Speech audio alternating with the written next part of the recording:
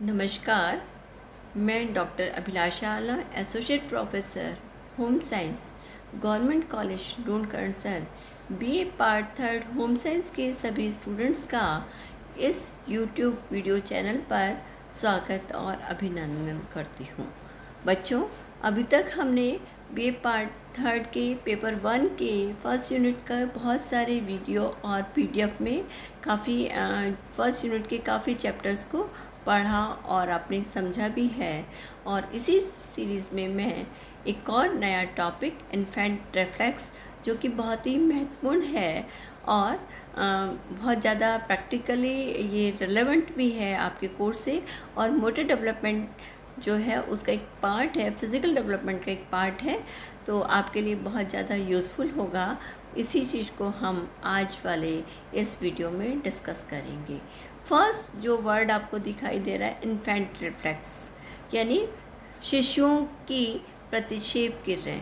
अब शिशुओं की प्रतिक्षेप क्रियाएं क्या होती हैं, इसी को हम विस्तृत में इसमें पढ़ रहे हैं कि बच्चा जो है वो कौन से ऐसे कार्य जो है करता है।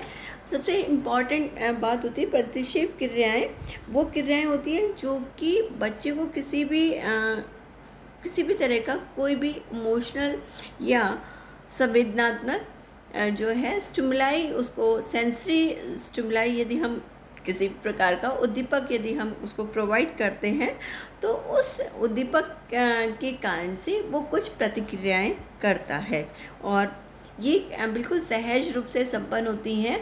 बहुत ज़्यादा इसके लिए प्रयास नहीं किया जाता, और न ही बच्चा ये सोचता है कि मैं इस जो है इसके लिए किस तरह का बिहेव करूँगा, किस तरह का एक्शन करूँगा, ये बिल्कुल भी नहीं देखा जाता है।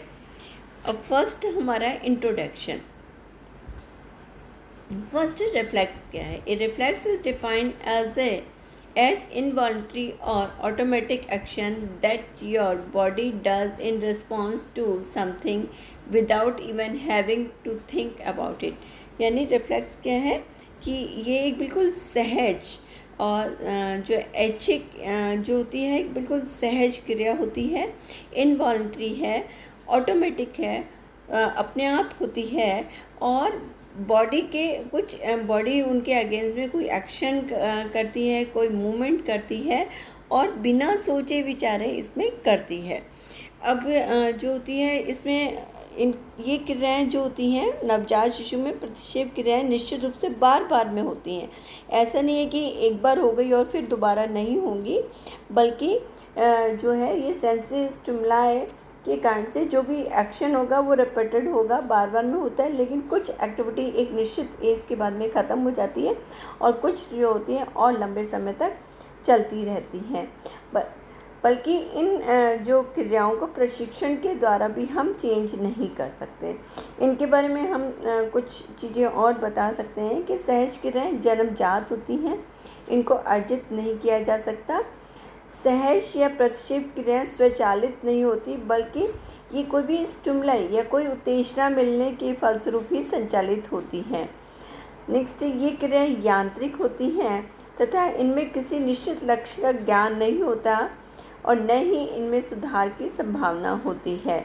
नेक्स्ट, सहज क्रियाओं में सुख दुख की भावना नहीं होती, बल्कि इसमें आत्मरक्षा और शारीरिक आवश्यकताओं की पूर्ति का भाव निहित होता है।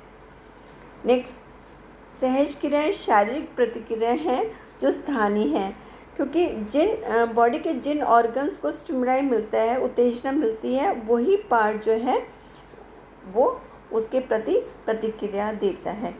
नेक्स्ट, इसमें मेरी स्लाइड में आप देखिए, type of reflexes present at birth, यानी बर्थ के समय कौन से रिफ्लेक्सेस बच्चे के अंदर प्रेजेंट होते हैं। तो 3 तरह के बताएं। एक तो होता है जनरल बॉडी रिफ्लेक्सेस, सेकंड है फेशियल रिफ्लेक्सेस, और थर्ड ओरल। फर्स्ट है मोरो रिफ्लेक्स। ये जो मोरो रिफ्लेक्स होता है, ये जो गेस्टेशन के बाद वाला जो पीरियड होता है, उस समय गेस्टेशन वाले पीरियड से स्टार्ट हो जाता है, और इस समय इसका जो है मोरो का जो होता है, जैसे इसमें मैंने स्लाइड में आप देख रहे होंगे, और इधर मोरो की कैसे बच्चे को मोरो रिफ्लेक्स में किस तरह से अपने बॉडी के एक्शन करता है, ये भी आपको पिक्चर में दिखाई दे रहा है। तो इसमें बच्चे के गर्दन के बच्चे को यदि हम बिस्तर पर लेटा देते हैं फ्लैट समतल जगह पे, और उसके जो है गर्दन के आसपास कोई भी साउंड करते हैं जो होती है, या जो है कोई भी सडन कोई मूवमेंट होता है, तो उसके अगेंस्ट वो कोई भी तरह का एक्शन करेगा। और ये जो होता है काफ़ी रैपिड होता है। इसमें बच्चा अपने हाथ और जो हाथ को खोलेगा और बंद कर लेगा, और मुट्ठी को स्पेशली वो बंद कर लेता है। और ये जो होता है इसमें जो हाथ और पैर को फैलाने वाला जो रिफ्लेक्स है, इसमें बॉडी को जो है वो पुल कर लेता है, और आधा जो है वो बैठी पोजीशन में भी ये कर लेता है। नेक्स्ट है स्टार्टर रिफ्लेक्स। ये भी मोरो रिफ्लेक्स जैसा ही होता है, बस लेकिन इसमें क्या होता है, बच्चे जैसे उसमें क्या होता है, बच्चे के आसपास यदि किसी चीज़ को छुआ जाता है तब वो इसमें यदि बच्चे की गर्दन के पास में या उसकी बॉडी के पास में कोई तेज़ साउंड किया जाता है, तो उसके लिए वो स्टिमुलाई प्रोवाइड करता है। और इस समय बच्चे की एल्बो, हाथ आदि जो है, एल्बो जो होती है वो रिफ्लेक्स हो जाती है, और हाथ जो होते हैं वो वापस से क्लोज हो जाते हैं। नेक्स्ट है walking on स्टिपिंग reflex.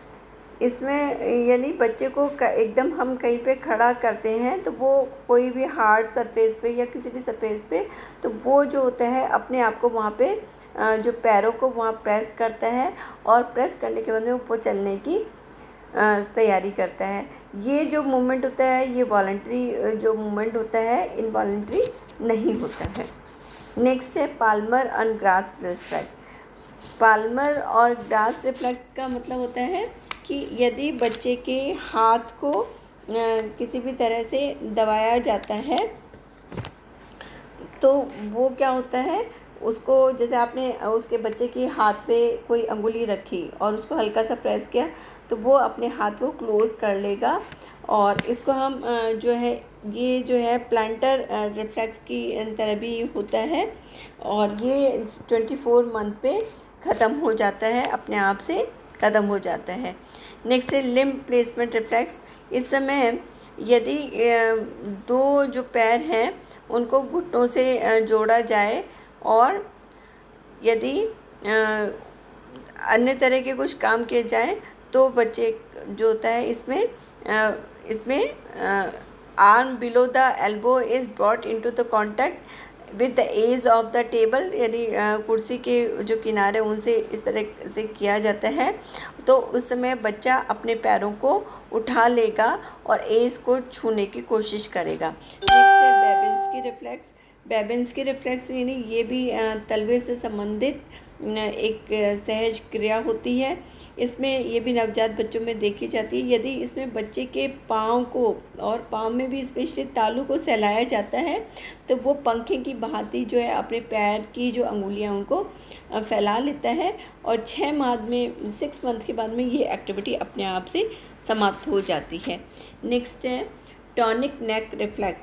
Tonic neck reflex, इसमें यदि बच्चे को हम पेट के बल लेटा देते हैं, तो बच्चा अपने सिर को भी एक तरफ घुमा लेता है, और बालक अपने एक हाथ को सिर की तरफ फैला लेता है, और दूसरे हाथ को विपरीत दिशा में सिर के पास रखता है। और ये क्रिया जो होती है वो 4 मंथ के बाद में ख़त्म नहीं होती है।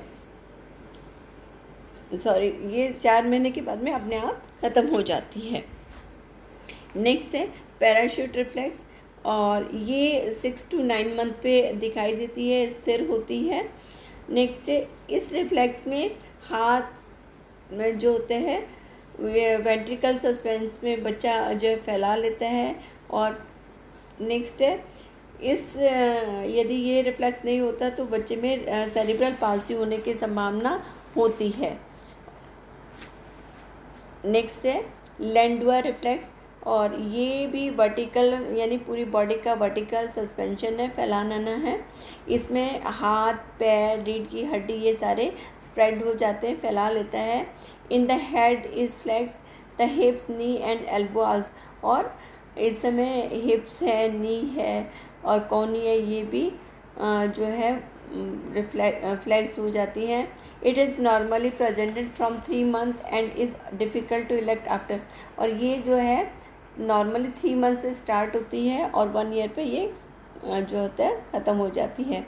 इसमें यदि बाय द वे लैंडवर रिफ्लेक्स यदि किसी व्यक्ति में नहीं है, इसका मतलब उसको हाइपोटोनिया, हाइपरटोनिया भी होता है। Next nasal refract. Nasal refract यानी ये माउथ से रिलेटेड है। इसमें यदि बच्चे के फेस या नाक कैविटी के पास में चाहे पानी से या कोई भी लोकल इरिटेशन से स्टिमुलेशन दिया जाता है तो बच्चा उसके अगेंस्ट में अपना बिहेव परफॉर्म करता है। और इसमें breathing stop in expiration with laryngeal closure and infant exhibit bradycardia and lowering the cardiac output. यानी इस समय जो होता है कई तरह की जो है चीज़ें रहती हैं और इस समय ब्रीदिंग भी स्टॉप हो जाती है, रुक जाती है। नेक्स्ट है blood flow to skin, splanchnic area, muscles and kidney decrease. और इसमें जब जो ये प्रॉपर नहीं होता तो इसमें ब्लड का फ्लो स्किन में और हाथ की अंगुलियों में आदि में कम हो जाता है। नेक्स्ट है corneal reflex. Corneal reflex means consist of blinking when cornea is touch. यदि बच्चे की कॉर्निया को टच किया जाता है तो वो आंखों को हिलाने लग जाता है। नेक्स्ट है पिपल रिफ्लेक्स। पिपल जो होते हैं light but it is preterm baby and some full term babies the duration of the exposure to the light may have to be prolong to elicit the reflex. यानी ये जो होता है हमें रहता है ये वाला, लेकिन इस रिफ्लेक्स में जो होता है बच्चा जो होता है वो लाइट के या प्री टर्म यदि बेबी हो रहा होता है तो उनको सपोर्ट करने के लिए इम्पॉर्टेंट है। नेक्स्ट है रूटिंग रिफ्लेक्स। रूटिंग जो रिफ्लेक्स होता है इसको रूटिंग सहज क्रिया भी कहते हैं। यह भी एक स्वतः होने वाला रिफ्लेक्स होता है। इसमें यदि बच्चे के चिक के पास में मदर के ब्रेस्ट को टच किया जाता है तो बच्चे में बहुत सारे सकिंग मूवमेंट्स होते हैं, चूसने के जो क्रियाएं होती हैं वो प्रारंभ हो जाती हैं और बच्चा दूध मदर मिल्क लेने के लिए भी रूटिंग रिफ्लेक्स को परफॉर्म करता है। When the corner of mouth is touch, if the corner of mouth is, यदि मुंह का कॉर्नर टच किया जाता है the lower lip is lower, तो नीचे वाला जो फेस होता है वो लाइन होती है वो कम हो जाती है। The tongue moves toward the point, और जो जीभ होती है वो स्टिमुलेशन पॉइंट की तरफ मूव होती है। When the finger slides away the head turn, और यदि जो फिंगर्स उसके ऊपर टर्न की जाती हैं, टच की जाती हैं तो वो हेड को उस डायरेक्शन में टच कर लेता है। नेक्स्ट है सकिंग। ये 28 वीक्स पे ऑनसेट पे होता है और 32-34 वीक्स पे ये अपनी मैक्सिमम चरम पे होता है। 12 महीने पे ये ख़त्म हो जाता है और यदि इसमें रिस्पॉन्स जो होता है सकिंग रिफ्लेक्स में अपने मुंह में अंगुलियों को वो सक करने लग जाते हैं। स्वेलिंग रिफ्लेक्स ये 12 महीने और 12 साढ़े 12 वीक्स पे स्टार्ट होता है और ये जो होता है 32 से 36 वीक्स पे स्थापित हो रहा है। और there in absence in full term baby would suggested development defect. यदि इस तरह की किसी भी तरह का फ़ोटो जो है वो प्रॉपर नहीं है तो इसका मतलब जो है डेवलपमेंट में किसी तरह का डिफेक्ट है। Next try, it is non conditional reflex. ये नॉन कंडीशनल जो है रिफ्लेक्स होता है which accounts for its lack of individual. Next है स्टार्ट। ये जो क्राई है ये जो है 21 to 29 वीक्स पे स्टार्ट हो जाता है।